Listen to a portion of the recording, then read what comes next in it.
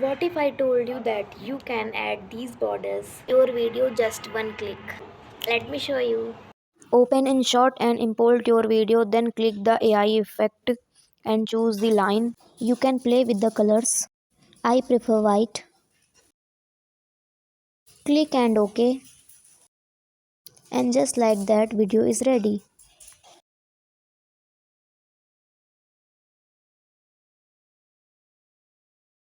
So few of you asked how I did these cool stickers of my video. So here is the tutorial. First open Pinterest and search cute printable stickers, and there are a lot of options of stickers.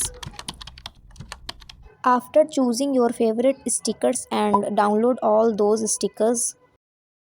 Now open InShot and import your video. Click on the sticker option. Now add stickers on your gallery by choosing your cutoff option.